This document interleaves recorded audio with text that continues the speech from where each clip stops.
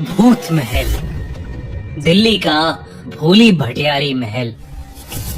भारत की राजधानी दिल्ली में एक ऐसा महल है जिसे लोग भूतिया मानते हैं। भोली भटियारी का महल, जो कि दिल्ली के सेंट्रल रिज फॉरेस्ट एरिया में मौजूद है। कई लोगों ने वहां अजीबोगरीब चीजें एक्सपीरियंस की हैं। कई लोगों ने वहां एक सफेद साड़ी पहने एक अजीब सी दिखने वाली औरत को देखा है, बल्कि कुछ लोगों ने अजीब सी काली परछाइयों को भी देखा है। कभी किसी के चीखने की आवाजें, तो कभी हवा का एकदम से रुक जाना, जिससे कई लोगों को वहां सांस लेने में तकलीफ भी हुई है। कई लोग मानते हैं कि यहाँ एक रानी की आत्मा भटकती है। भोली भटियारी के महल के सिक्योरिटी के लिए भी वहाँ आज तक कभी कोई भी गार्ड रात में टिक नहीं पाया है। रोज शाम होते ही वहाँ पुलिस बैरिकेडिंग करना शुरू कर देती है। किसी का भी वहाँ अंधेरा होने के बाद जाना मना है। लेकिन अर्पित और उसके दोस्त कार्तिक और शिखर उस महल के बारे में कुछ नहीं जानते थे। वो तीनों हर संडे अपनी साइकिल्स लेकर शाम को साइकिलिंग राइड्स पर जाया करते थे। उन्होंने अपनी साइकिल्स पर लगभग पूरी दिल्ली घूम ली थी। पर एक संडे शाम वो दिल्ली के सेंट्रल रिज वाली रोड पर साइकिल चलाते चलाते एक अजीब सी सुनसान सी जगह पर पहुंच गए थे। अर्पित को वहां एक पुराना महल दिखा, तो वो वहीं रुक गया और उस महल को बड़े ध्यान से देखने लगा। अर्पित को देखकर कार्तिक और शिखर भी वहां रुक गए। उस महल के पास ठंडी हवा चल रही थी। पसीनों में तर तीनों दोस्त वहीं रुक गए और वहीं आराम करने लगे। अर्पित को वो पुराना महल बड़ा अच्छा लग रहा था, तो वो उसके अंदर चला गया। कार्तिक और शिखर वहीं बाहर खड़े महल के साथ अपनी फोटोज खींचने लगे। कार्तिक ने जैसे ही शिखर की फोटो खींची, शिखर को बुरी तरह खांसी शुरू हो गई। कार्तिक ने शिखर को पानी दिया और अपने फोन को देखने लगा। उसे फोन के कैमरा में खींची गई फोटो में दिखा कि कोई काली सी परछाई शिखर के गले को दबा रही थी। ये देखकर कार्तिक घबरा उठा। उसने जैसे ही ये बात शिखर को बताने के लिए अपना सर उठाया, उसने देखा कि शिखर वहाँ कहीं नहीं था। तभी कार्तिक को महल के अंदर से अर्पित के चीखने की आवाज आई। कार्तिक भागा भागा महल के अंदर चला गया। शाम ढल रही थी और अंधेरा होने आया था। उस महल के आसपास सिर्फ जंगल था और बड़ी बड़ी दीवारें।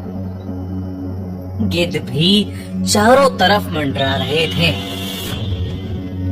ऐसे में अर्पित और शिखर दोनों का ही अचानक गायब हो जाना कार्तिक को डरा रहा था। पर कार्तिक को अभी भी नहीं पता था कि वो दिल्ली के भोली भटियारी महल में था, जिसे लोग भूत महल भी कहते थे। कार्तिक सहमा हुआ उस महल के अंदर अर्पित और शिखर को ढूंढ रहा था। अर्पित, अर्पित, शिखर। उसने कई बार दोनों को आवाजें लगाई, पर सामने से कोई जवाब नहीं आया। तभी अचानक उसे किसी के रोने की आवाज आई।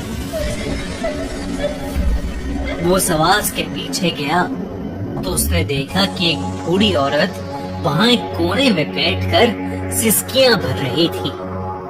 उसका चेहरा उसकी शॉल से ढका हुआ था।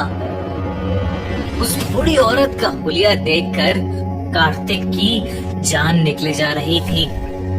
फिर भी हिम्मत करके जब उसने उस बूढ़ी औरत से पूछा कि क्या उसने उसके दोस्तों को वहां से गुजरते हुए देखा है, तो उस बूढ़ी औरत ने हाथ के इशारे से उसे महल के और अंदर भेज दिया। कार्तिक जब अंदर गया तो उसने देखा कि अर्पित वहीं खड़ा है। अर्पित एक नजर टिकाए सामने देख रहा था। ऐसा लग रहा था कि जैसे अर्पित किसी के वश में हो। कार्तिक ने उसे जोरों से हिलाया, लेकिन तब भी अर्पित सामने ही देखे जा रहा था। कार्तिक ने जब ध्यान से सामने देखा तो उसे सामने एक छत सी दिखी और उस छत पर एक औरत। वो औरत किसी रानी से कम नहीं लग रही थी और वो इधर से उधर भटक रही थी।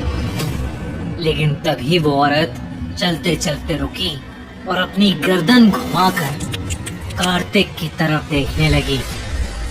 कार्तिक भी अर्पित की तरह ही सुन्न पड़ गया और वो औरत हवा में उड़ती हुई उन दोनों की तरफ आने लगी।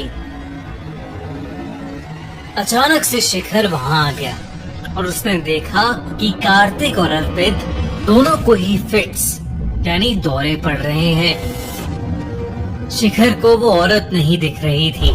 उसने तुरंत ही अर्पित और कार्तिक पर पानी डाला और उन्हें जोरों से हिलाया। तब जाकर कार्तिक और अर्पित को होश आया। दोनों इतना डरे हुए थे कि उनके मुंह से एक आवाज भी नहीं निकल रही थी। शिखर ने बताया कि उसे पास में एक बहुत खूबसूरत मोर दिखा था, तो वो उसे देखने चला गया और जब वो वापस आया तो उसे कार्तिक और अर्पित की चीखें सुनाई दी। अब तीनों बस उस महल के अंदर से निकलना चाहते थे। वो तेजी से बाहर की ओर भागे और दरवाजे पर वो बूढ़ी औरत अभी भी खड़ी थी। अचानक उसका शॉल नीचे गिर गया और उसका ढका हुआ चेहरा अब तीनों के सामने था। बूढ़ी औरत किसी चुड़ैल की तरह दिख रही थी। उन तीनों लड़कों के रोंगटे खड़े हो गए और वो बुढ़िया धीरे धीरे उनके पास आने लगी।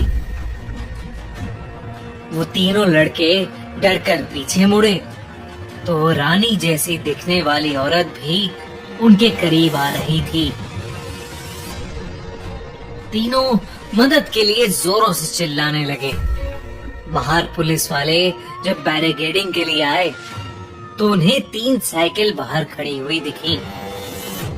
वो समझ गए कि अंदर जरूर कोई है और उन्होंने तुरंत महल के अंदर जाकर चेक किया। तीनों लड़के महल के दरवाजे के पास बेहोश पड़े थे और उनके शरीर बुरी तरह तप रहे थे। उन्हें फौरन पास के हॉस्पिटल भेजा गया। जब उन्हें होश आया तो उन्हें कुछ भी याद नहीं था कि उस बूढ़ी औरत को देखने के बाद उनके साथ क्या हुआ। कहानियों की माने तो शायद वो रानी जैसी दिखने वाली औरत फिरोज शाह तुगलक की रानी थी, जिसे राजा ने उस महल में नजरबंद कर दिया था। और वो बूढ़ी औरत शायद एक औरत थी जो रास्ता भटक कर इस महल में पनाह लेने आई थी। कहते हैं दोनों ने ही इस महल के अंदर अपना दम तोड़ दिया था। और हाँ, आपको क्या लगता है, क्या आप भोली भटियारी के महल में जाना चाहेंगे? हमें कमेंट्स में जरूर बताएं।